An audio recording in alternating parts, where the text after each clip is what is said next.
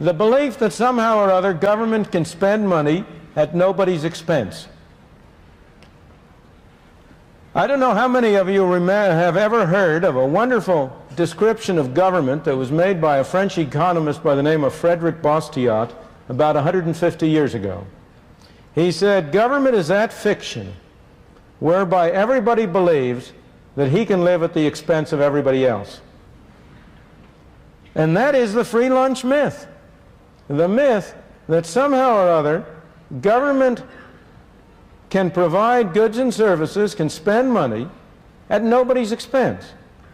Now, the particular form which that myth takes is very specific. It has two parts. One part is the belief that somehow or other you can tax business without consumers or workers or individuals paying for it. Somehow business is a big source, a big cornucopia out there that can be taxed at no cost.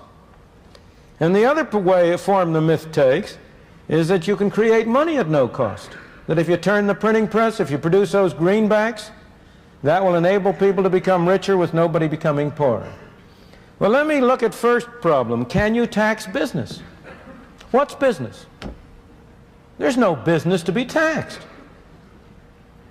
There are people. Only people can pay taxes. Can I tax this floor? Can I tax the building? The building can't pay taxes. Only people can pay taxes. So when you talk about a tax on business, it has to be paid by somebody.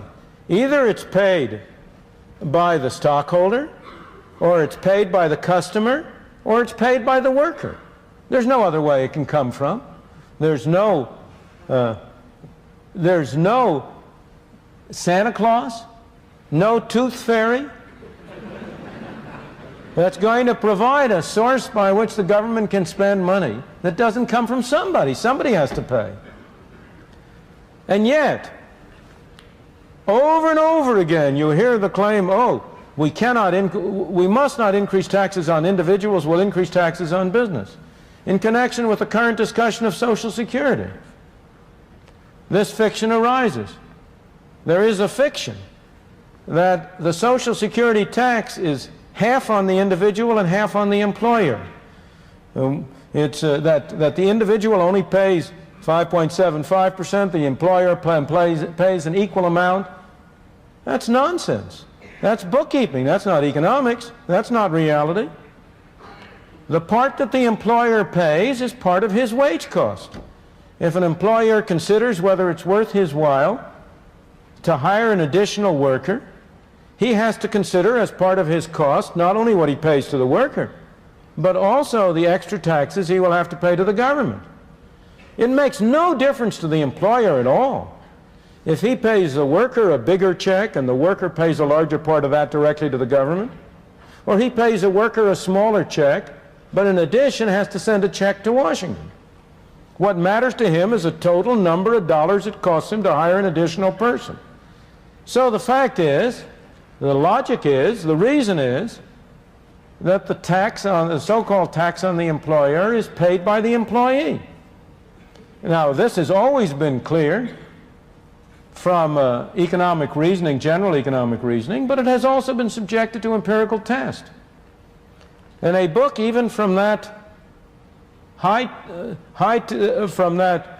temple of belief in greater and bigger government, the Brookings Institution in Washington, published a couple of years ago, demonstrated empirically that the tax on the employer was really paid by the employee, that it was shifted to the employee, and it can't be any other way, as you will see if you think about it. So business doesn't pay that tax. And yet, despite this, you have the great move in Congress right now in remedying the problem of Social Security to impose a larger fraction of the tax on business on the alleged grounds that somehow or other that spares the worker. It doesn't have any such effect. It reduces the incentive to hire people and thus is imposed on the worker.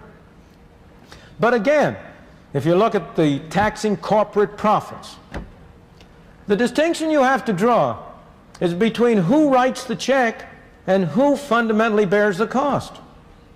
It may well be that official of a corporation writes the check for the tax on profits, so-called profits. He writes the check, but who pays it? He doesn't pay it.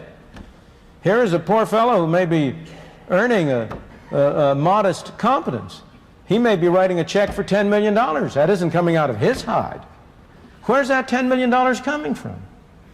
It has to come from the proceeds of the goods and services which the enterprise sells. And that $10 million is $10 million less available either for cutting prices or for paying out dividends or for paying wages and salaries. The tax is borne by people.